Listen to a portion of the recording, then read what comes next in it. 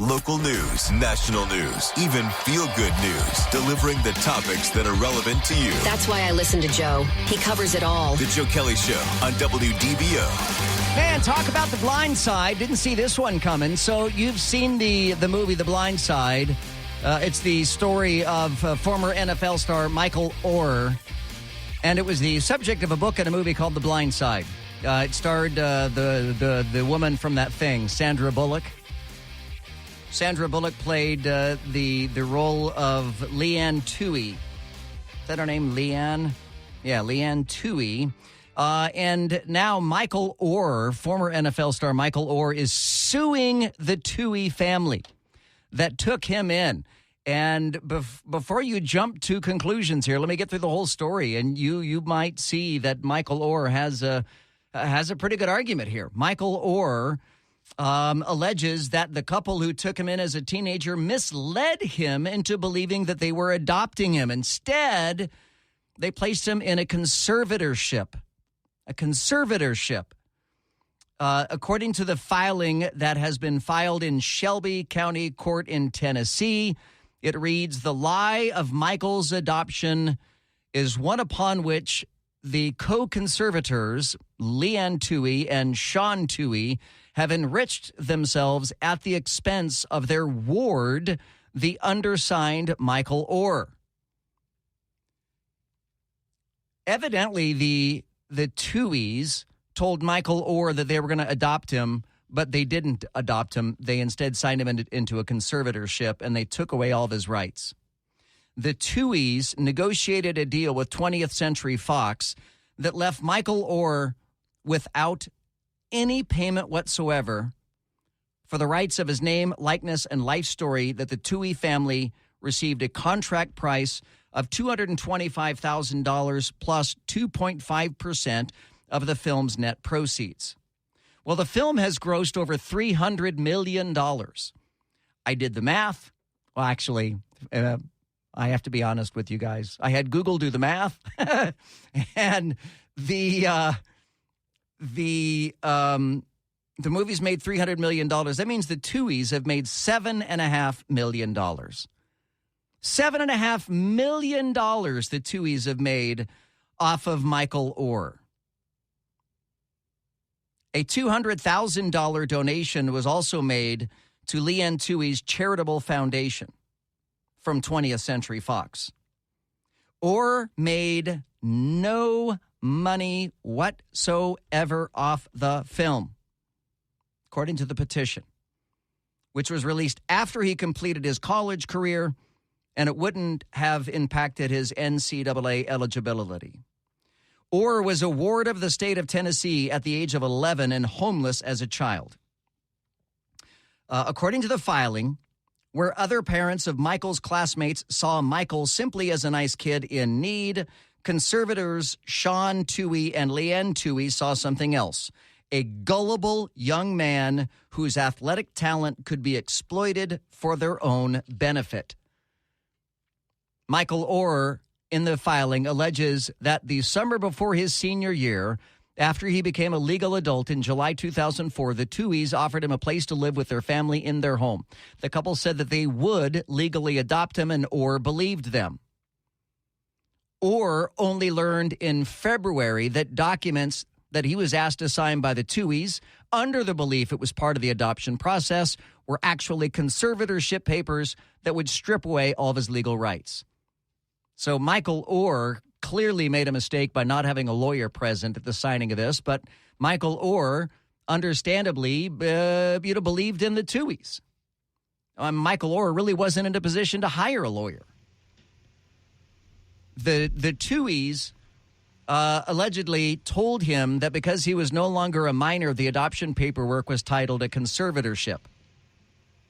At no point did the Tooheys inform Michael that they would have ultimate control over all of his contracts, and as a result, Michael did not understand that the conservatorship was granted. He was signing away his right to contract for himself.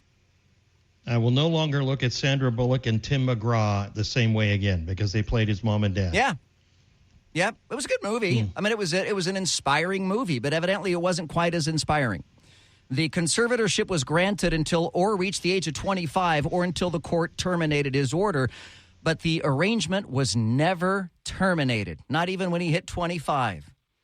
In addition to seeking termination from the conservatorship, Oher's petition requests the court issue an injunction barring the Tuohys from using his name and likeness moving forward. You know, and there's clearly two arguments here. There's two arguments that the Tuohys saved Michael Oher from a life on the streets. The Tuohys saved Michael Oher from a life of homelessness. The Tuohys saved Michael Oher from what would have been certainly an early death of his life.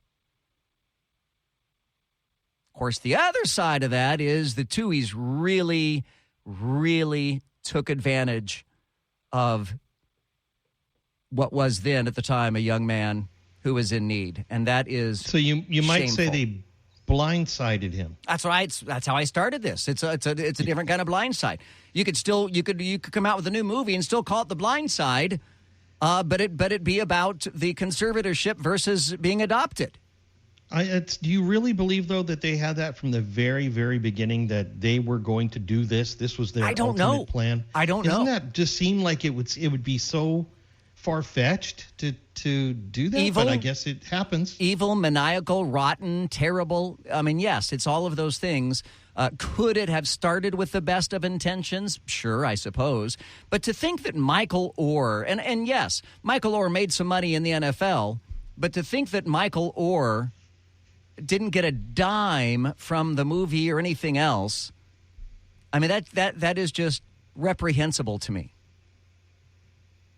I'm told that Michael's little brother works for the UCF football program. He is the director of football operations, SJ Tuohy.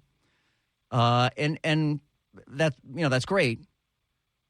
But I feel for Michael Oher here. I mean, the Tuohy family made $7.5 million off of the movie The Blind Side. Michael Tuohy made $0 off of The Blind Side.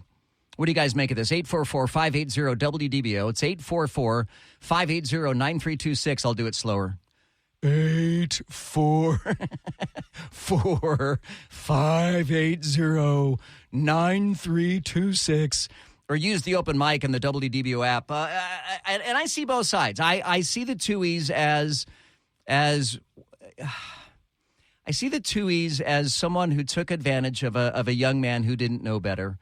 And I see the Tuohys as someone who probably saved a young man from a life on the streets and a life of early death, a life of incarceration, a life of terrible things. So I think there's an element that the Tuohys could still be thanked, but shame on them. And even as Michael Tuohy files this petition, the Tuohys ought to step forward. If this is true, if what Michael Oher is alleging is true, then the Tuohys ought to step forward and say, you know what, we're going to make this good. We're going to make good on this. Because I've seen all the images, the photographs of the real life Tuohys posing with Michael Oher, during his NFL days and everything else, posing with him out on the field and seemingly taking care of him. But it just seems this just rubs me the wrong way. You know how I feel about charity work. Michael Oher made $34.17 million in his NFL career. Yeah, which is great. Do you think the Tuohys saw any of that money? Do you think that they were acting as his agent? Because I don't know that. But do you think that he shared his wealth with them? Or do you think that it just basically was, one-sided here on the movie deal? Should he have had to share his wealth with them? No. Yeah. That's his living. He made that. You could take care of mom and dad if you want, but he is not obligated to do anything for them. I agree. Especially knowing what we think we know now. I mean, if in fact Michael Oher didn't make any of that money from the movie, and if in fact Michael Oher was not adopted after being told that he was going to be adopted. 844-580-WDBO. Let's go to Felix joining us in Kissimmee. Hey, Felix, how are you, sir? I am good. How about yourself? Good. So my comment is about the whole contracting thing as far as the conservatorship, I think you guys call it. I mean, is there a reason why they had to extend it to 25 and not 18? If that would have been me, I would have just basically adopted them, or if I would have had the choice of not adoption but the conservatorship, I would have pulled it all the way to 18, and then once he's a legal adult, have him make the decision afterwards. Right. It'll be his money, no? That's how it should. That's how it should have been. Yes. But according to Michael Oher, that's not how it was. What Michael Oher alleges, and Paul, you've been doing some research on this. How old is Michael Oher today? Hang on. Hey Google, how old is football player Michael Oher? Michael Oher is 37 years old. Okay, so he's 37 today. Hey Google, stop. And the second count. So the second count on that is that so it would have been to 25, but it didn't stop. So that's 2 flocks so far. Right. So what he's alleging is that at the age of 37, he's still under the conservatorship of the Tuohys, which reminds me of, Britney Spears. I mean, Britney Spears was held in a conservatorship. Yep. She couldn't make her own decisions. I mean, does that mean that Michael Oher wasn't able to make his own decisions? And that goes back to what Paul Cross asked, and that is, did the Tuohys have something to do with his NFL contract negotiations? And if so, did they make a percentage off of his NFL profits? I mean, that would be even grotesquely more inappropriate. But I don't see it here in their filing, so that makes me think that that's probably not the case. Yeah, it's not like you can say that he's some kind of, has some kind of mental illness or something that prevents him from doing those decisions. Right, so, right. Yeah, right. It's absolutely one thing if he suffered from a mental illness or something like that, or if he was otherwise incapacitated and couldn't make decisions for himself. But that doesn't appear to be the case here. I mean, I know that in the movie, he came off as a bit of a simpleton. But obviously the guy is smart enough, to be able to get into the NFL and to be able to do, what he was able to do and to earn the kind of money that he earned in the NFL.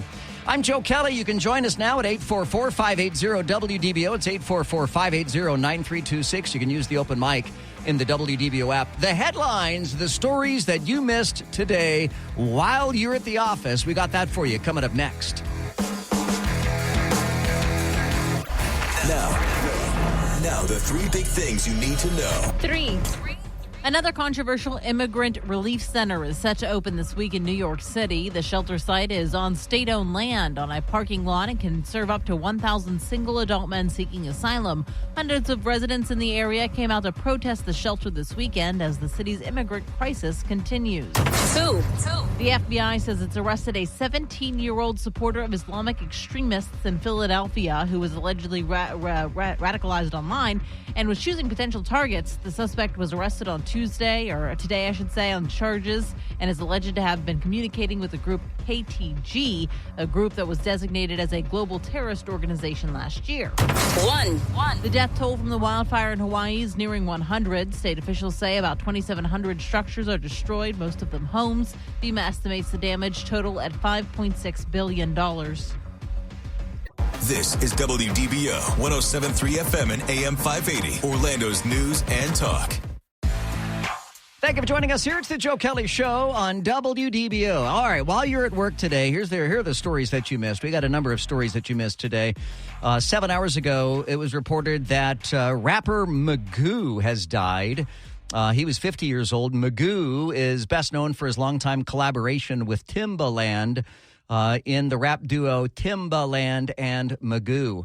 Laurel, you're our rap aficionado. Do you know any songs by Magoo and Timbaland? I honestly have never heard of that Magoo? Gentleman, no. I'm told he has very thick glasses and has a closet that is full of a whole lot of stuff that comes crashing out when you open the closet. Does he have the chicken franchise too? Is there a Magoo's Chicken? Yeah. I didn't know that. I got that, Joe. I did get that reference. Thank you, Paul Cross. I figured you would, if anybody would. Oh, Mr. Magoo, you've done it again. Right. 5 hours ago, Associated Press reported that, get this, 6 white former Mississippi cops plead guilty to state charges today for torturing 2 black men in a racist assault. All 6 had previously admitted their guilt in a connected federal civil rights case. AP, this one is going to be really interesting to watch. Associated Press 3 hours ago reported that a Montana judge has sided with young activists who say that state agencies are violating their right to a clean environment by permitting fossil fuel development without considering its effect on the climate. Ew. Well, that is going to be an interesting case to watch. 3 hours ago, Newsmax reported that the U.S. state of Georgia appears set to charge Donald Trump with a variety of charges, including racketeering, conspiracy, and false statements. That, according to a 2-page docket report that was posted to the Fulton County Court's website. In fact, it's interesting. They posted it to the website. They already had the grand jury results before the grand jury actually voted on it, which is rather curious. And then lastly, Fox News reported 3 hours ago that the suspected Gilgo Beach serial killer Rex Heuermann has been taken off the jail's suicide watch. Oh, that's a good idea. What could possibly go wrong taking the guy off of suicide watch? And then today around noon, 12:15 to be exact, a crash of 2 airboats out at Wild, Florida in Osceola County. I'll tell you that I have been on one airboat in my life, and it was out at Wild, Florida, and we had a great time doing it. But I will tell you that much like a roller coaster, you know, you do it knowing that it's going to be a bit scary because it's very, very loud. It goes very, very fast. Laurel and Paul, have you guys ever done an airboat ride before? No, I've always wanted to, but I've never done one. Yeah, so I did it out at Wild, Florida, and as I said, it was really enjoyable and fun. But I can certainly see how 2 boats could potentially collide because they often do, run close to each other. The boats are pretty agile. They're able to turn pretty quick. They're able to speed up and slow down pretty quick. But two airboats collided. There were a total of 30 people aboard the 2 boats. That's 2 captains and 28 passengers. A number of them were transported to the hospital. Others said that they had declined treatment. Some 17 people declined treatment. The Coast Guard is investigating the crash as it involves commercial vehicles. Even though they're passenger vehicles, those are, in fact, commercial vehicles, much like a ferry is a commercial vehicle, and the Coast Guard will investigate. A lot of people are surprised when they find out that Coast Guards have jurisdiction on local lakes and rivers and stuff like that, but they, in fact, do. They don't just guard the coast. They are effectively our water federal law enforcement officials. So there you have it. That's what we have seen in the news today. We're talking about Michael Oher and a new lawsuit filed by former NFL star Michael Oher that says that his adoption by the Toohey family was a lie and that he was cut out of money from the movie. Tim McGraw and Sandra Bullock are both registered hard-left Democrat. What more do you expect? What more did you expect out of them? To lie, steal, and hurt someone. I can't imagine what Sandra Bullock and Tim McGraw have to do with this other than they played him in the movie. But it's the Toohey family, not the actors who played the Tooheys, who are the ones who are being scrutinized here. The actors, be they left or right, are irrelevant in this case.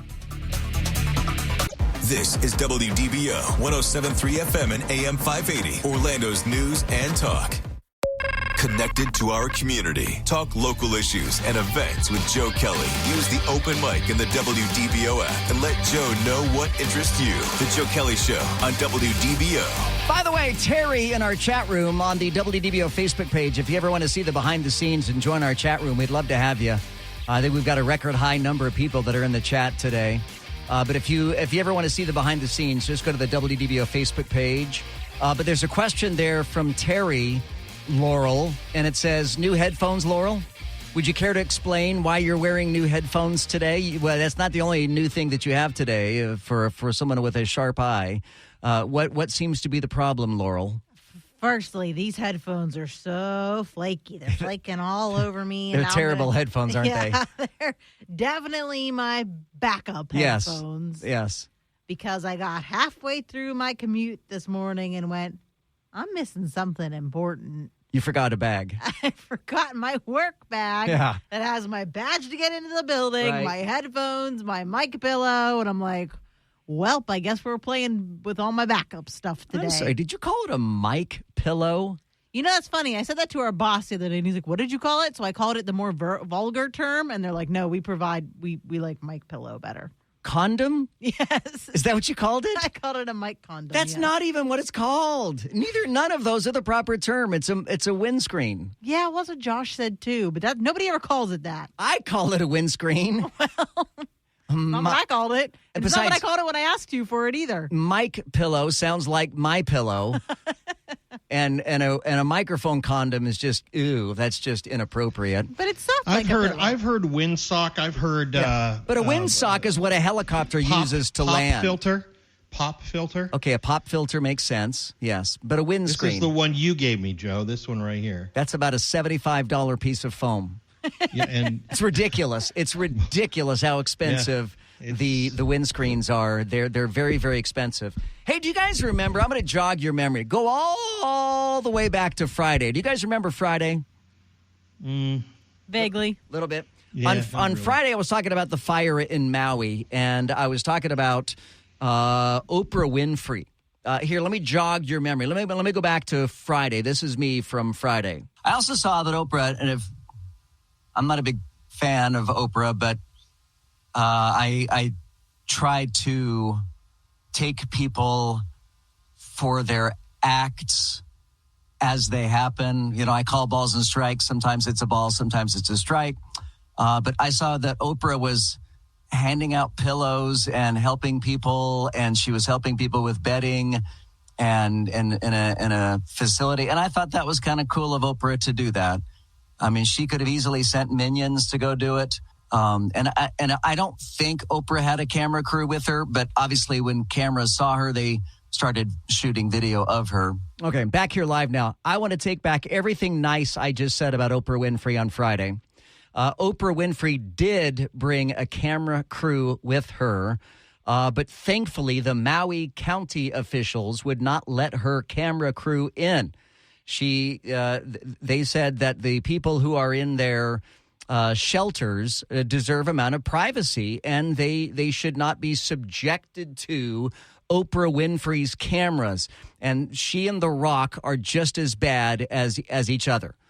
In that they bring cameras to record their charitable work. Shame on them. They are making this about them, not about the victims. I'm just disgusted by people that do that. It is absolutely disgusting. And I don't care how much good Oprah Winfrey is doing. If you're doing it just for the cameras, you're doing it for Oprah Winfrey. You're not doing it for the people of Maui. Shame on her, and I take back everything that I almost nicely said about Oprah Winfrey. I don't think I was being nice. I was being cautious because it seemed odd that Oprah would do that without a camera crew in tow. But that's exactly what she did do, is she had a camera crew in tow, and that's disgusting, and they should be ashamed of themselves, but they have no shame. People like Oprah and The Rock, who bring cameras to their charitable work, have no shame, and it's disgusting, and it's about self-promotion, self-aggrandization, and it is not about actually helping people who are in need. I am disgusted. Absolutely nauseated by Oprah and her actions in Maui. That's just, she owns 1,000 acres on the island, evidently, and she brought a camera crew from CBS, which I guess she's contracted to. I have no idea. I don't follow Oprah Winfrey, but officials in Hawaii are still searching for survivors. It is bad. I mean, it is beyond bad. It is the deadliest U.S. fire in modern history. It's not just Hawaii's deadliest fire. It is the deadliest fire in the United States in modern history. It surpassed the toll, of California's 2018 Camp Fire, which killed 85 people. This fire moved so ridiculously fast. The winds were gusting 81 miles an hour, and the fire spread at a rate of 1 mile every minute. destroyed 2,700 structures, and caused damages estimated at $5.6 billion. And by the way, the fire is not contained. The wildfires have displaced thousands of people.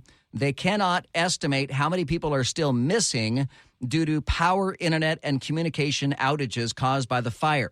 You're going to hear a lot of people blaming global warming for the fire, but they've already been able to determine that it was the Hawaii electric provider, much like, in fact, the Camp Fire in California, which is now the second deadliest fire in the United States, was started by the power company. And that is, they've got all these power lines that run through the middle of forests, and when the wind kicks up to 81 miles an hour, sometimes the power lines will touch each other. They'll arc or they'll get knocked down. They'll arc. Either way, they arc, they cause a fire. And so now they believe that the Maui fire was caused by the power company there. Only 3% of the search area has been cleared. 3%. So they're at 96 reported deaths so far. Now, I have seen some entirely unofficial reports, and I hesitate to bring them up. But some very, very unofficial reports indicate that there could be 1,000 people that are dead. That some of the shelters that people quickly tried to huddle in also caught ablaze, and there are those who think that they're going to find, a couple hundred people gathered together in a single location that have died from this fire. I mentioned that Oprah owns 1,000 acres. To kind of put that in perspective, about 2,000 acres were burned on Maui. That according to the Hawaii Emergency Management. Extreme winds from Hurricane Dora and drought conditions across Hawaii exacerbated the spread of the wildfires. They say now that they've got the fire 85% contained. And of the 96 victims, only two have been identified so far, as most of them are going to have to be identified through their dental work, which is terrible. They have had to bring in refrigerated trucks to be able to hold all the bodies because it's going to take them a long time to be able to identify all of the bodies. Neither the Maui nor the Hawaii Emergency Management Agency activated warning sirens for residents. They have warning sirens that are primarily for tsunamis. The Hawaii EMA, which would be Hawaii's version of the Emergency Management Agency, said that they had activated official alerts via phone, radio, TV, and the country's opt-in resident alert system, but they didn't activate the sirens. I don't know if activating the sirens would have made a difference, but it's certainly the fires caught a lot of people off guard. Maui officials said Friday that nearly 15,000 visitors took departing flights from Maui on Thursday. About 46,000 people have flown out of Maui since Wednesday. Hawaii issued an emergency proclamation Wednesday discouraging all non-essential air travel to Maui. Laurel, you've been to Hawaii on vacation, haven't you? I have, to the Big Island. You didn't go to Maui. I didn't, no, and now I'm regretting it, of course. But Paul Cross went there. PC, you went to Maui? My honeymoon was there in Lahaina. In the town that is no longer in existence. In the town that is no longer in existence, yes. We stayed at the Westin Maui, which is right up the road. And Lahaina was a beautiful little town. This was probably 26, 27 years ago. It wasn't as big as it is today, but you still had it rich in heritage, and all those people that were there had been there generations, 9, 10 generations. Yeah. So that whole town is gone, and it's very sad. But yes, I was there, right there. And there is a non-native grass that grows there, and evidently this non-native grass that grows in Maui is very dry and highly flammable, and they're saying that's what really caused the spread of that wildfire in Maui. It's just a terrible situation, and I'm glad that there are people helping out. I hope that people are helping out because of the goodness of their hearts, not out of the Oprah Winfrey-style desire to make yourself look good. It's not about you, Oprah. It's not about you, Oprah. It's about the people who lost everything in a fire in Maui, who lost lives in a fire in Maui. I'm Joe Kelley. It's 844-580-WDBO. You can use the open mic in the WDBO app. The Joe Kelley Show on WDBO. The Joe Kelley Show on WDBO. Insightful. You tell the truth from your point of view. Entertaining. Man, that guy is a lot taller than he sounds on the radio. And engaging. When we hear you on the radio, it's a good thing. The Joe Kelley Show on WDBO. By the way, remarkably and tragically, there are reports of looters in Lahaina, in Maui, which absolutely disgusts me. I am against the death penalty. I am anti-death penalty. Not for snowflake reasons. I don't want to get into that right now because I've already discussed it in the past, but I don't want to go down that road at this moment. But I'm against the death penalty, but I am in favor of shooting looters on sight. Because of the threat of looting, I think of Florida and hurricanes. When there is an evacuation order given, there are families who don't evacuate because they're afraid of looters. They're afraid that someone is going to come in and steal all their stuff, so they don't evacuate, and then they die because they didn't evacuate because of looters. I absolutely believe that we should shoot looters on sight when they're doing something like that in Lahaina, Hawaii. How dare they loot? And by the way, there's nothing left to loot other than metals. As you know, there'd be metal, golds that would melt. There'd be silvers that would melt, or whatever. And that's pretty much all that's left to loot in the first place in Lahaina. But people are still doing it, and man, shame on those disgusting people. Kelly, it's Mike from Orlando. Mike, you need to understand one thing. The environmentalists will not let the power companies trim around power lines. Oh, it's destroying forests and trees. You cannot trim around. I don't know about that. I've seen, obviously, look at every power line that you're driving by right now. Trees are all trimmed back from the power lines. I have personally been involved with power companies that trim trees back from power lines. The Great Chicago Fire, the most famous in American history, claimed 300 lives, destroyed some 17,000 buildings, covering almost 3.5 square miles. Right. I know you're trying to discount me saying that the Lahaina fire is now the deadliest. As I said, it's the deadliest in U.S. modern history. Do you know when the Chicago fire was? 1871. Our means of fighting fires in 1871 is completely different than today. That just doesn't carry water to say that the Chicago fire is relevant in this discussion. I'm Joe Kelley, 844-580-WDBO. The Joe Kelley Show on WDBO. Now, WDBO 107.3 FM and AM 580. Triple Team Traffic.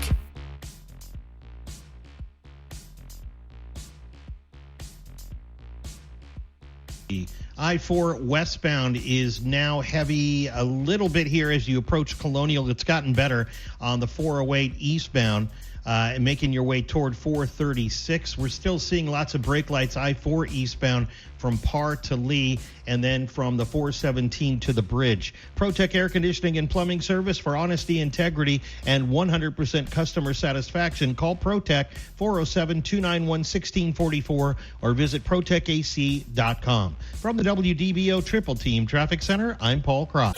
This is WDBO 107.3 FM and AM 580, Orlando's news and talk.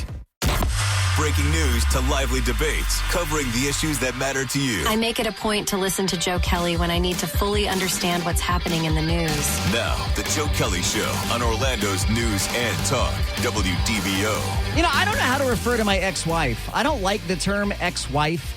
It just seems so impersonal, ex-wife. And I don't like to call her my first wife because that implies that I have a second wife, which I do, but it also implies that I could have a third wife, which I won't.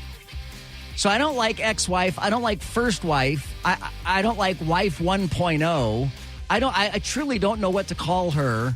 Do you have any kids with her? Well, yes, I have 4 kids with her, so I could call her the mother of my children. Okay, some of my children. So that's where I'm going with this story. So thank you, Paul, for helping me with that. So the mother of my children, I talked today to the oldest of my 4 children. I often mention 3 children, but I actually have 4 children because we adopted a child in the state of Texas. The mother of my children and I, when we lived in Texas, we had adopted a 10-year-old that was trapped in the state foster care program. And we adopted him, and it's tough for anybody who adopts children, particularly when they're not newborns. It's one thing when they're newborns and they can bond with you and things go swimmingly. It's another altogether when they're 10, 11 years old. We met him when he was 10. We adopted him when he was 11. And at that point, there a lot of damage is done. A lot of damage to the psyche is done, before they're 10, 11 years old. And this poor child was raised in a terrible biological household with parents that didn't provide proper care, didn't provide a clean household. They were abusive physically and mentally and emotionally. I mean, they were terrible to him. And this poor child went through so much terrible things in his life. And we thought that we could change his trajectory and help him and make him a better child. Now, it's a very long story. Again, my goal here is to not throw anybody under a bus. My goal here is to be able to talk about our adopted son. But my then wife and I had disagreements about raising him and what to do. And then we ended up having children born to us, and we had little children in the house with what was a troubled teenage boy. And there was an incident where he punched a hole in a wall and several incidents where he ran away. And so we became estranged, basically, from him. And I hated that. And it has always hurt my heart because it was never his fault. Even though he caused us great frustration, it wasn't his fault. And I knew it wasn't his fault. And so as soon as I got divorced, truly the very first thing I did was reach back out to our adopted son and establish contact with him. And I have been so happy to be able to have a conversation with him and to be able to talk to him and to be able to have a relationship with him. And I spoke with him and his wife and their son, which is my grandson, on the phone today for our Make-A-Wish fundraiser. So coming up on a week from Friday, that's how soon it's coming up. A week from Friday is our 5th annual WDBO Make-A-Wish Wish-a-thon. And my grandson, so Joey's son, was born with a heart defect. And this breaks my heart. This happened at a time in which I was estranged from him. I was not there for my son when his son was born with a heart defect. And I will always live with that pain. I will always live with that guilt. And his son is eligible for a wish from Make-A-Wish. And as fate would have it, I mean, they live in Oklahoma. And when I moved to Orlando from Tulsa, Oklahoma in 2011, when I was in Tulsa, Oklahoma, I was the chairman of the board of the Make-A-Wish Foundation for the entire state of Oklahoma. I have been a volunteer for the Make-A-Wish Foundation, and I was a one-time board member here in Central Florida for the Central and North Florida chapter of Make-A-Wish. So I've been a long-time volunteer for Make-A-Wish, and I'm a big advocate of Make-A-Wish. I love what they do. I love Make-A-Wish. I've never taken a dime from them. Everything I do is out of the bottom of my heart, and I absolutely love them, and I will always raise money for them till the day I die. I will always be an advocate for Make-A-Wish. And I had, in my rebuilding a relationship with Joey, I had said to him, hey, your son Evan is going to be eligible for a wish from Make-A-Wish because of his situation. And so I had a wonderful conversation. We spoke for about 20 minutes. I recorded it, and it's going to be part of the stories that we tell coming up a week from Friday. So you'll be able to hear the story a week from Friday here on WDBO with my son and his wife and my grandson. And I'm so excited that, and I didn't have any influence on this. I had influence. I pushed Make-A-Wish on them, if you will, but I did not push what wish. I mean, that's entirely up to Evan, my grandson. That's entirely up to him to decide what his wish is. So I had no influence on this whatsoever. But as is often the case, in fact, as is the majority of times is the case, they're coming to Orlando for their wish. And so they haven't had their wish fulfilled yet. And my daughter-in-law, is that right? Daughter-in-law. My daughter-in-law had texted me, and she's like, when is the best time to come? And I'm like, not now. Oh, don't come now. It's so hot right now. Do not come to Orlando. It's hot. And so I said, come like in November or December. And we had a lovely conversation. And so they're going to come and I hope in November, December, somewhere around that time. It's a wonderful time to come. But his wish is to go to Legoland and then ultimately to go to Disneyland, Disney World, rather, and to SeaWorld. And I'm so excited about that. And I hope you'll join me coming up on a week from Friday. That's August 25th. We're doing it quite a bit different. If you've heard us do this in the past, we've always done it in November in the past. We decided to move it off of November and to move it to the end of August. And instead of 3 days in between our syndicated programming, as we've done it in years past, we're going to do it for 1 day. And for 1 day, 10 hours straight, we're going to hijack the airwaves of WDBO. We are going to absolutely interrupt all of our regular programming, and we're going to do 10 straight hours of telling you these amazing stories of children who have had their wishes granted. The only child that we spoke to or will speak to is my grandson, whose wish has not been fulfilled yet. Otherwise, we only talk to children whose wishes have been fulfilled. And that'll be coming up again a week from Friday. And I hope you'll join me. This is something that's really special to me. It's something that I hope you'll help me with and get behind. But if you want to find out more information about our fundraiser, you can tap the Make-A-Wish button in the WDBO app. We already have one donation so far. The big drive doesn't start until the 25th. But if you want to get ahead of it and get early and make a donation, you can certainly do so. But our goal is to raise $60,000 in 10 hours. Now, I'm not good at math. We've already proven that time and time and time again. But how much money per hour do we have to raise if it's $60,000 in 10 hours? Paul Cross, do you know the answer to that? No, I'm not good at math. I don't know. But you figure about $6,000 an hour, right? Sure. 60,000 in 10 right. hours? Yeah, 6,000 an hour. Yeah. Oh boy, that's big. But this is at Urban Air, right? It'll be at Urban Air in Altamont Springs. There are 2 locations in Central Florida. We'll be at the Altamont Springs location. And they don't normally open until late afternoon, but they're going to be open during the day for us, right? Is that correct? Yes. Yeah, it's good. Because I'm going to go down there. I'm going to join you in the morning, and then I have to come do the afternoon here. But I want to come down and see you and meet people, so I'm going to come down there and do that with you in the morning. I really appreciate that. We'll on that day, a week from Friday, we'll have our regular Orlando's Morning News with Scott and Ez. I will be on the Orlando's Morning News with Scott periodically. But then beginning at 9 a.m. all the way through 7 p.m., it'll be one nonstop, continuous Make-A-Wish broadcast. And our goal is to raise, evidently, and thank you for the math, $6,000 an hour, which honestly I think we can do. But it really is going to require that everybody help out, and I'm so much looking forward to everybody helping out when that comes up a week from Friday. Cool. Very good. And I had just a lovely conversation with my son, and so excited to be able to have that relationship with him again, and to be able to get to know my grandson. I mean, just to think that I have a grandson blows my mind, because people are always startled when they find out that I've got like a 34-year-old son.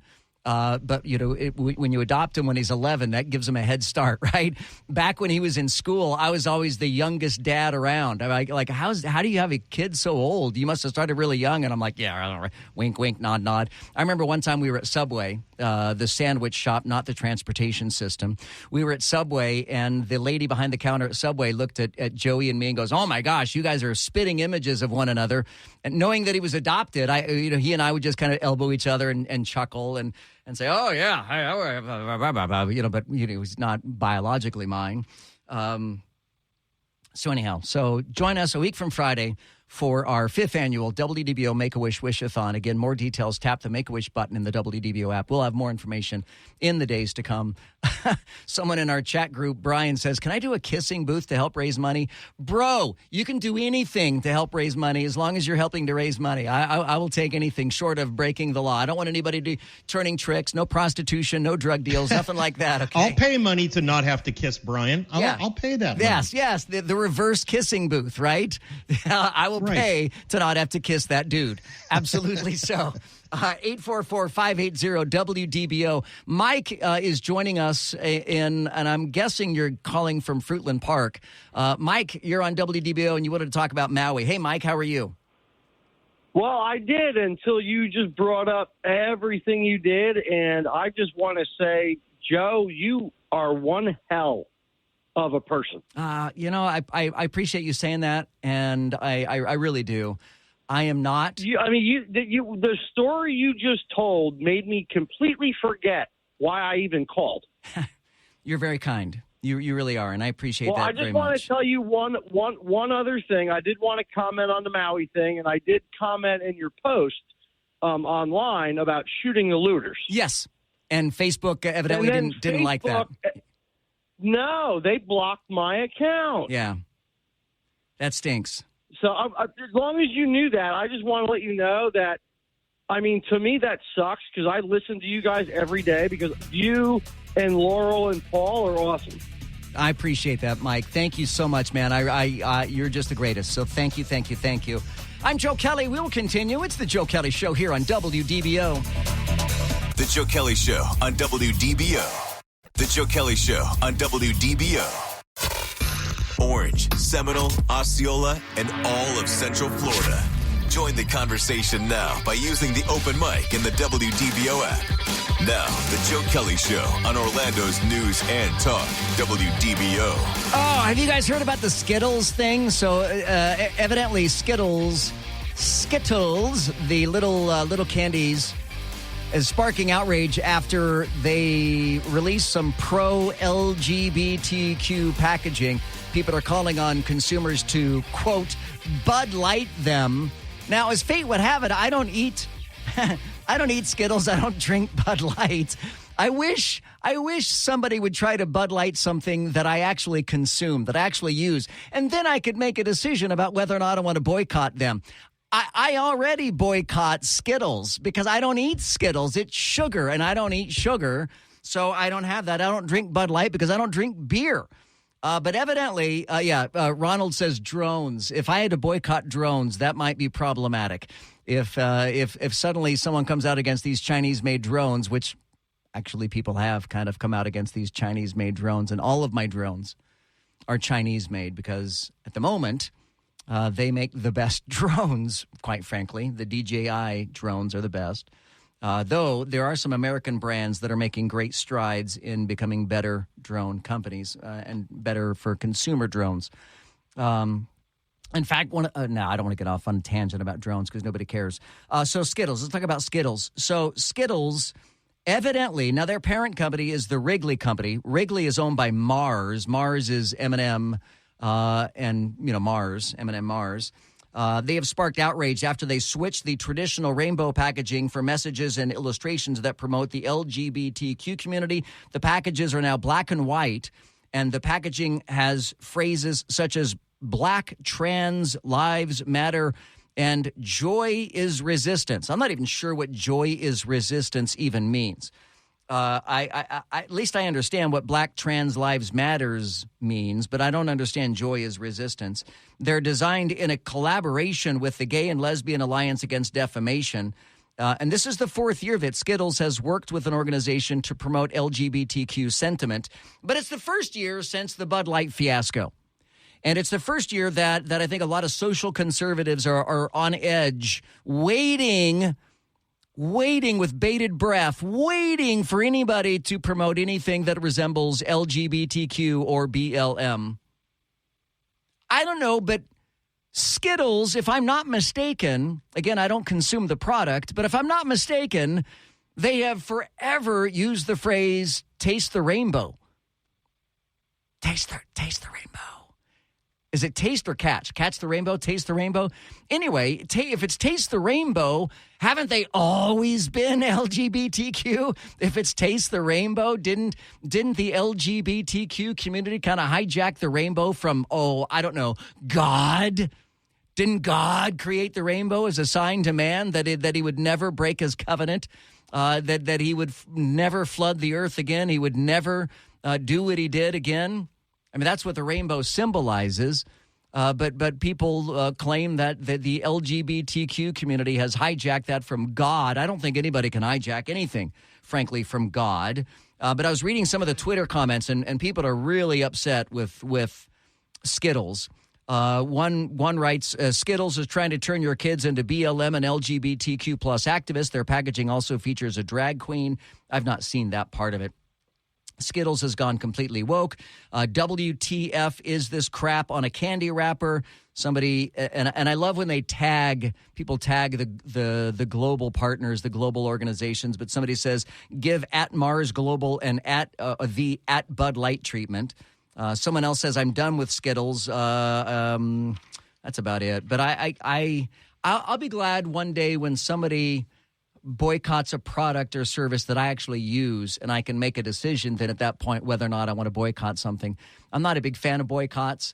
I generally don't use a whole lot of products and services as it is anyway. So, but one of these days, I always get to sound like, new boycotts. Oh, I don't use that product anyway. Oh, a new boycott is, I don't use that product anyway. Doggone it. So one of these days, someone is going to want to boycott a product that I do use. What would that be? You know what? I really like Jif peanut butter. If somehow if I had to boycott Jif peanut butter, I might be in a hard place, to be honest with you. You can hit me up at 844-580-WDBO. It's 844-580-9326. Use the open mic in the WDBO app. Look for the Joe Kelley Show podcast wherever you get your podcast, Apple Podcasts, Spotify, and more. This is WDBO 107.3 FM and AM 580, Orlando's news and talk. Talk and discussion on the latest breaking national news. Crude oil prices continue to fall. Local news. You're not going to have Disney have its own government in Central Florida. And stories that matter to you. Use the open mic in the WDBO app and let your voice be heard on the Joe Kelley Show. There really has to be a better name, a better word to use to describe an ex-wife than ex-wife. I just don't like that term. I don't like the term ex-wife. It doesn't sound nice. It doesn't sound kind. So I don't like it. Hey, Joe, the mother of your children would be called in the hood your baby mama. Yeah, I'm not calling her I am not calling her my baby mama, okay? And Laurel and Paul, you guys know how when we get open mics, sometimes people question things that we say on the radio, right? Yes. Well, in this particular case, someone is questioning a single word that I used, and I thought it was interesting. Joe. Yes. The term swimmingly.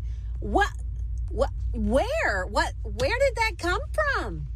I mean, you used it, so it's got to be legit, because you can really do no wrong. But where did swimmingly come from? Do tell. All right. So I feel like that, generally speaking, we have the vocabulary that our parents had, right?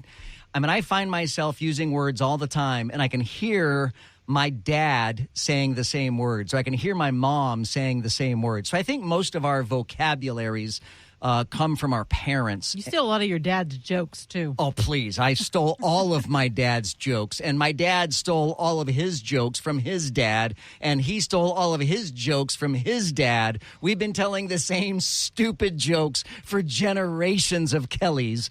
But I honestly don't know where I picked up the word swimmingly. I don't think it's a word that my parents use, but swimmingly means satisfactorily or smoothly. Something is going smoothly. Something is going swimmingly. And because of the open mic, I decided to look it up. The use of the word swim to mean glide smoothly with little apparent effort gave us the adverb swimmingly in the early 17th century. So swimmingly is a word. I use it, and frankly, you should be using it too. Or not. I really don't care if you want to use the word swimmingly or not. But it does seem to be a word that I frequently use, yes. And then we were talking about boycotting. People want to boycott Skittles now because of they have LGBTQ packaging. And there's nothing really that there's nothing... Of all the boycotts that are going on right now from social conservatives especially, there's nothing that I could boycott because I don't use any of those products or services. Hey, Joe, something that you could boycott? Spaghetti. No! I will never be able to boycott spaghetti. But spaghetti could full-on endorse terrible things, and I would still enjoy spaghetti. Spaghetti is a big part of my life. You know, us Irish people, we love Italian food, right? So I can't get enough of spaghetti.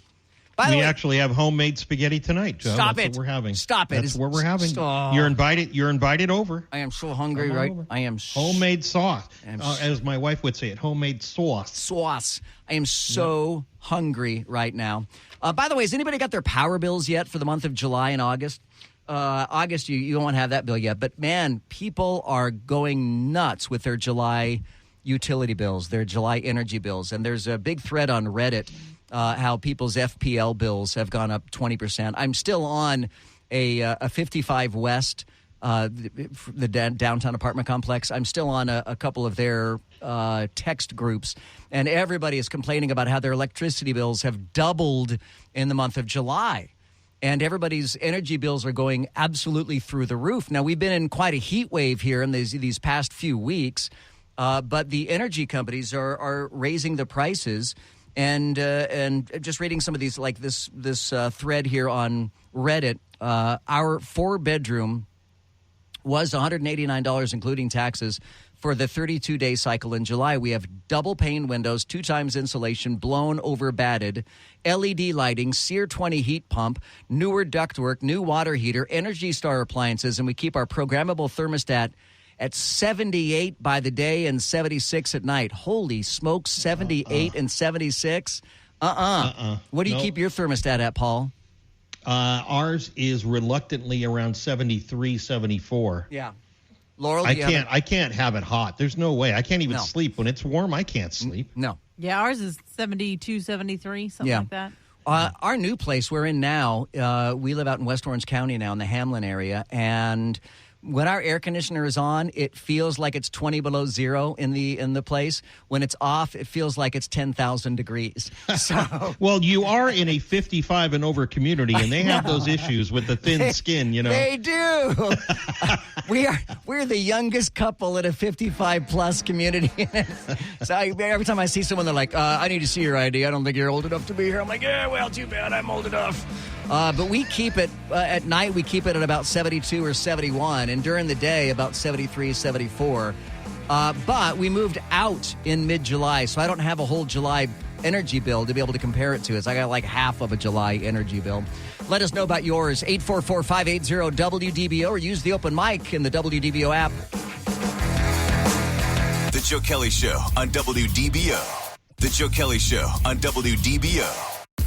In-depth segments on topics that matter to Orange, Seminole, Osceola, and all of Central Florida. The Joe Kelley Show on WDBO. I love your show every night. You're doing great, bud. So I don't want to be too quick to judge. This is one of those situations where unless you're there, you may not fully understand this.